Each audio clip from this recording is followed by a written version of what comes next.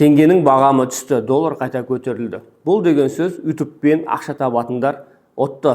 Сәлем достар. Бұл видеода ютуберлердің айлығы қалай өсіп жатыр күннен күнге.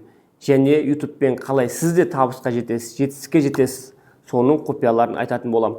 Бұл видеода еш жерде айтпаған құпиялармен бөлісетін болам. Сондықтан да видеоның соңына шейін көріңіздер. Және қазірден бастап лайктарыңызды қойыңыздар, пікірлеріңізді астына жазып кетіңіздер. Ең біріншісі, доллар көтерілді. Мысалы, сіз бір канал жүргізіп жатсыз. Айына 12 видео салып, бағана мен айтқан инструменттерді қолданып, айына $1000 тауып отырсыз. Бұрын сол $1000-ға YouTube сізге 400 000 теңге қылып картаңызға аударатын. Ал дәл қазіргі уақытта сол $1000-ға 500 000, даже 530 000 теңге қылып сіздің картаңызға аударады. Бұл деген сөз YouTube бәріне мәлім ақшаны ақш долларымен төлейді. Енді бұдан кейін сіздің әр қаралған видеоңызда әр 1000 просмотрдың өзіне YouTube сізге доллармен ақша төлейді. Яғни тура осы видеоға бұрын сіз $1000-ға 400 000 теңге алатын болсаңыз, 500 000-ға көтерілді деген сөз, сіздің табысыңыз 25%-ға артты. Әрине, әр қаралымнан, яғни просмотрдан ақша табу үшін сіздің каналыңыз монетизацияға қосылу керек.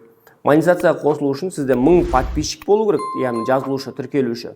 Және 4000 сағат қаралым болу керек. Осы жерде көбісінде туындайтын сұрақ ол 4000 сағатты бір жылда қалай жинайым? Бір жыл бітіп қалғаннан кейін ол таусылып қала ма деп. Ол қалай есептеледі? Ертең болатын болса, ертеңнен бастап артқа қарай 365 күн есептеледі. Сол уақытта сіз 4000 сағат қаралым жинау керексіз. 4000 сағат дегеніміз жалпы не? Сіз бір видео жүктедіңіз, оның ұзақтығы 10 минут. Ол 10 минутты 10 рет қарайтын болса адамдар, яғни 10 адам қарайтын болса бір реттен, немесе бір адам 10 рет қарайтын болса деген сияқты, 10 рет қаралым болды ма, ол 100 минут қаралым болды деп есептеледі. 10 минутты 10-ға көбейттіңіз, яғни 100 минут қаралым.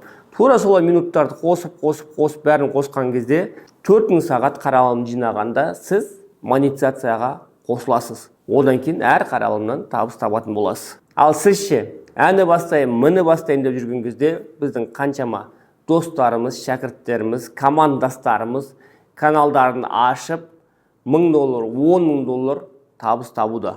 Достар, доллардың өсуі тек қана осы бизнеске емес, ол осы интернет арқылы, соның ішінде YouTube арқылы табыс табатындарға үлкен мүмкіндік. Сондықтан да дәл қазірден бастап сол толқынға сіз де қосылыңыз. Енді өзіңіз ойлаңыз. Не үшін именно YouTube-ты сіз бастау керексіз? Өткенде YouTube-ты бастауда бір тиын ақша жұмсамайсыз. Тұратын жеріңіз маңызды емес, үйде отырып та жүргізе бере аласыз. Және түріңізді көрсетпейді видеолар жасай аласыз. Дәл қазіргі уақытта жасанды интеллекттің дамып кеткені сіздің қатысуыңсыз-ақ, яғни түріңізді көрсетпей немесе көп әрекет жасамай-ақ көптеген контенттер жасауға болады. Әрине өзімді көрсетемін, түрімді дамытамын, әйгілі болам десеңіз де, ол сіздің қалауыңыз. Бұл жерде жалпы YouTube саласында, YouTube-тың темасында, видео контенттің темасында түсіретін видеолар екі бағытқа бөлінеді. Ең біріншісі бұл көңіл көтеретін контент, екіншісі білім беретін контент. Әрине мотивационный аудио кітап, немесе тағы да сол секілді ертегілер, қызықты оқиғалар түсіріп те салып отырсаңыздар болады. Бірақ ең басты сол екі бағытқа бөлінеді. Білім беру дегеніміз, яғни біреудің білімін арттыру арқылы. Тамақ пісіруді үйретсең де, жиһаз жасауды үйретсең де, машина жөндеуді үйретсең де, бұның барлығы білім беретін контентке кіреді. Ал көңіл көтеретін контенттер бұл кинолар, сериалдар, вайндар, қызықты оқиғалар, челлендждер деген секілді бағыттар. Бастау үшін бір идеальный моментті күтіп жүре бермеңіз.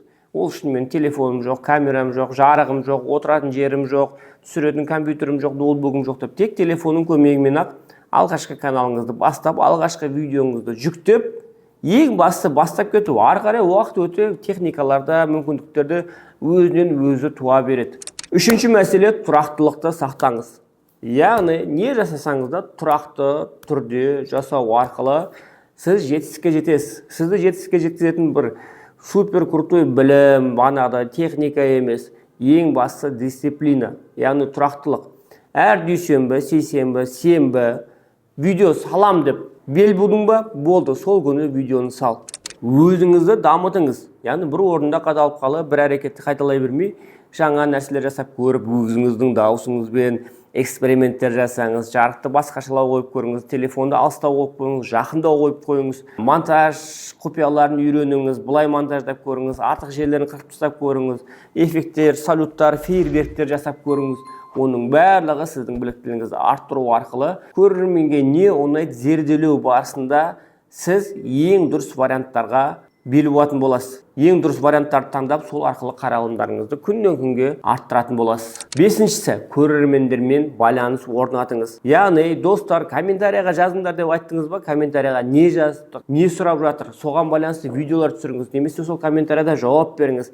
Көрерменмен кері байланыста отырыңыз. Өйткені кез келген қарап отырған адам ол робот көргісі келмейді. Ол тірі адам көргісі келеді, тірі адаммен байланыста болғысы келеді. Алтыншы, бәсекелестеріңізді зерттеңіз. Яғни конкуренттерді бақылаңыз.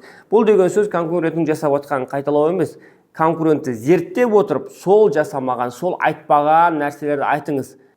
Мынаның орнында болғанда мен былай айтатын едім, мынау нәрсені қамтымай кетіпті, мынау нәрсені түсірмепті, мынау нәрсені егжей-тегжейлі айтпапты деп, соны зерттеу арқылы сол жасамаған минустарды сіз плюсқа айналдырыңыз. Жетінші, мотивацияны жоғалтпаңыз. Көбінесе бұл жердегі мотивация, ол бағана бір видеоларды көріп алып, сен жасау керексің, сен істеу керексің деп. Яғни сенің ішіндегі ол нәрсені қаламаса, оны бәрібір жасамайсың. Әрине, барлығы біледі, таңертең тұрып алып жүгіру керек, күніне бір кітап оқу керек деген секілді дағдыларды, бірақ оны жасамайды. Не үшін? Өткенде ішіндегі жүрегі оны қалап тұрған жоқты. Сондықтан да сіз осы видеоны YouTube-та жүргізем деп видео түсіре бастадыңыз ба, онда сіздің түбінде тұрған бір мақсатыңыз болу керек, соны анықтаңыз. Не үшін бұл жолды бастап жатсыз? Яғни нақты мақсатыңыз қандай? Ақша табу ма, танымал болу ма, отбасымды үлкен жетістікке, биіктерге көтеру ма, жағдайын жақсылап жасап алу керек па, ата-анаң қажылыққа жіберіп мешіт соғам деген мақсаттарың бар ма? Сол не үшін дәл қазір видео түсіріп жатқаныңды анықтап ал. Не үшін осы жолды бастап жатсың? Өткені бірінші ай ақша түспейді, екінші ай ақша түспейді, үшінші айда ақша түспесе, бұның бәрін не үшін жасап жатырмын деп тастап кетуің әбден мүмкін. Ал бірақ үлкен мақсатың тұрса, мен білем қазір, бірінші, екінші ай ақша түспесе де, бұл әрекет арқылы мен қаншама адамның біліктілігін арттырып жатырмын. Немесе өзім қойған мақсатыма қадам-қадам бастап, өзімнің 1000 тіркелушімді жинап жатырмын. Бүгін 50 тіркелуші болды, ертең 100 тіркелуші болды деп, түбіндегі мақсатқа жасап жатқан қадамың айқын көрінетіндей мотивациялық жолды белгілеп қой.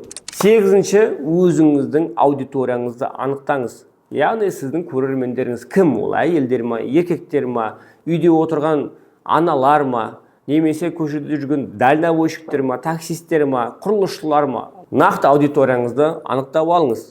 Яғни ол тұратын жері, немен қызығады, жасы, оның барлығы маңызды. Тоғызыншы, монетизация мүмкіндіктерін зерттеңіз. Көп адамда монетизация деген ұғым тек қана осы просмотрдан, қаралымнан түсетін табысқа байланып қойған. Шын мәнісінде YouTube-пен табыс табудың 18 түрі бар. Ең қарапайым негізгі түрлері сол бағана айтқандай. Қаралымнан түсетін табыс, өзіңді өнімнен түсетін табыс және жарнамадан түсетін ақша. Дәл қазір әрекетке кірісетін болсаңыз, сіздің жетісетін жетістігіңіз жақындай түседі. Өткен әні бастайым, міне бастайым деп жүрген кезде қаншама уақыттар өтті де, және өтіп те ары қарай кете береді. Бүгінгі бастаған әрекетіңіз ертеңгі мәрені бір саты бері қарай жылжытады. Сіздерде әлі де сұрақтар туындап жатса, неден бастау керек, қалай бастау керек, каналды қалай ашу керек, қай тақырыпта видео түсірейін деген. Мен өзімнің вебинарыма тегін қатысуға шақырамын. Дәл қазір осы видеоның астында сілтемесін қалдырып кетем. Сол сілтемеге өту арқылы менің вебинарыма қатысыңыздар. Сол жерде біз сіздермен тікелей отырып сұрақ-жауап форматында бүкіл мәселелер талқылап, нақты сіздің бағытыңызды анықтайтын боламыз. Өз жетістігіңе жетуді бүгіннен баста. Мен сіздермен қоштаспаймын. Келесі видеода кездескенше аман болыңыздар. Барлықтарыңызды жақсы көремін.